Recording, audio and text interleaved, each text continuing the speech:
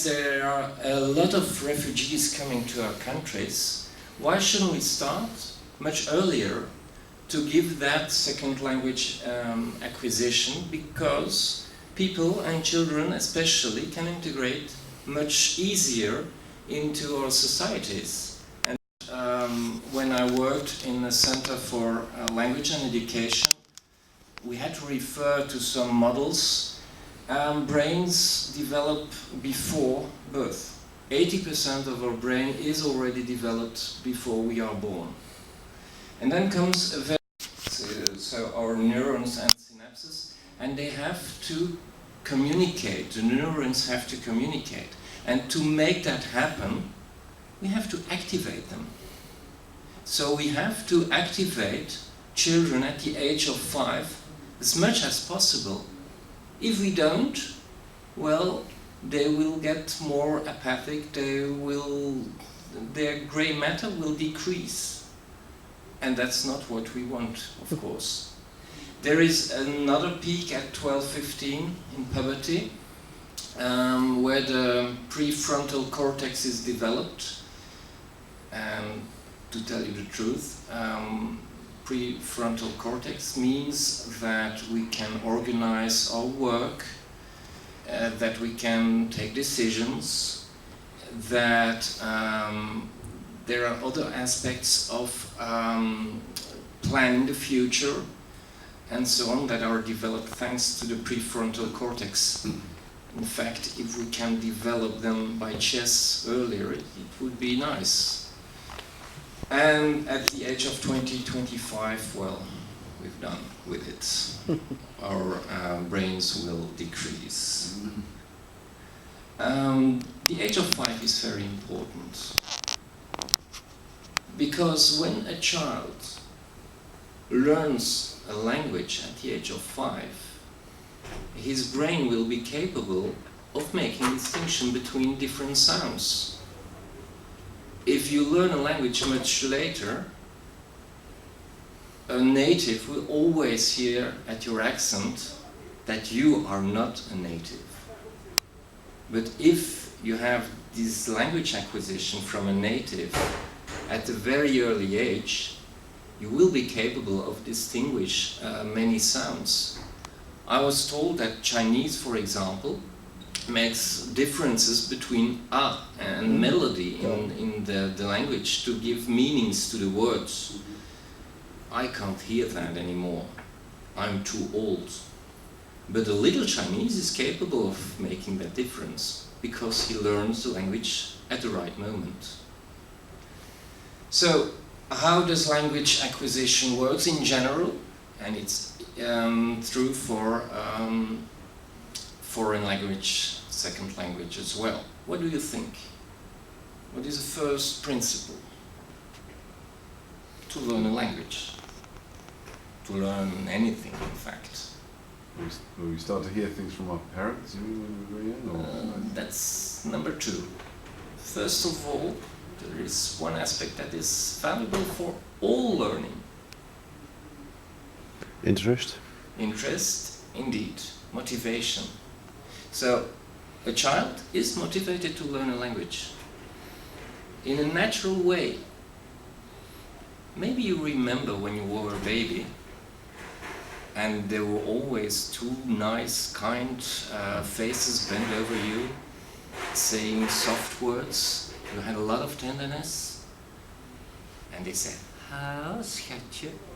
Heb je goed geslapen?" You wanted to be part of this community. So you made hypotheses about the sounds. Kaka. You always heard kaka in some contexts.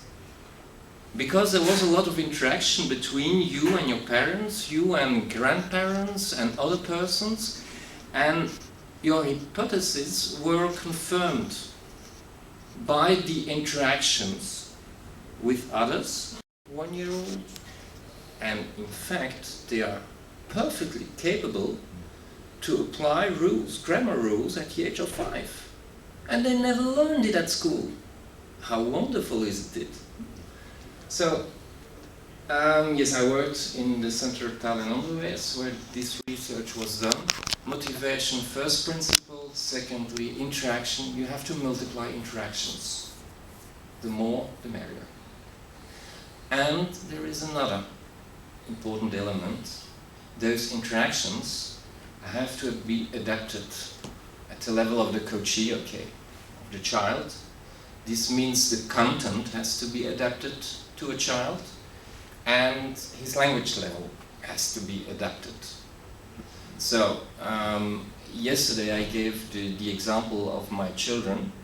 They go to a special school in Wallonia where they have half of the lessons in English. And to reinforce that learning, my wife bought DVDs that were very popular in England at the age of 3. You can adapt your language training at the level of your students, and chess is motivating, be it at 3, 4, 5, 16, 80 years old. It can interest people, and therefore it can be motivating. And therefore we started, the French part of Belgium started to introduce immersion education. Important in Canada. It's a very important country where immersion exists.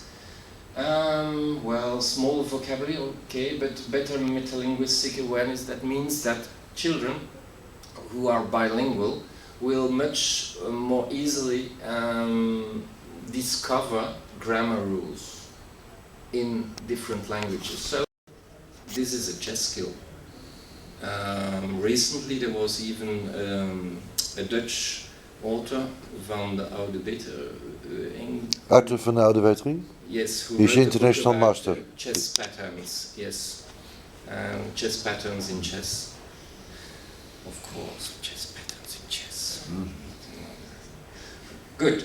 What elements are important in second language early age chess education? In fact, I will summarize all the interesting things you've heard already. You have to learn by doing. When children in preschool learn Dutch with me, they will walk on the chessboard and I will say vooruit, achteruit. Okay, vooruit, and children move achteruit. And they will have this language acquisition as well in Dutch, in a very natural way. Secondly, learning by repetition. We spoke about that. Repetition is very important, but it's also very boring maybe. Repetition makes it possible to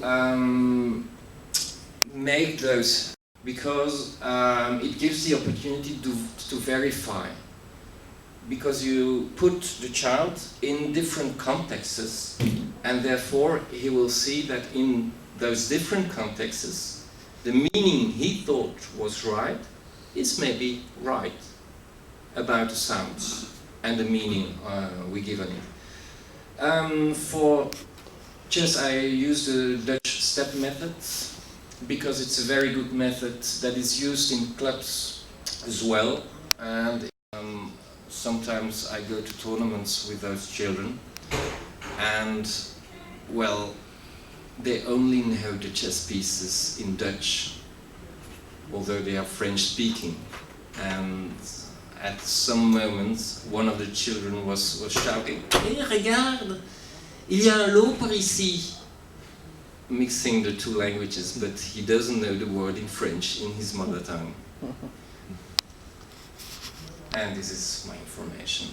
World by itself. And the second conclusion is chess must be inside this wonderful world, because our arguments are really very strong ones from the educational point of view. Thanks a lot to everybody. Thank you.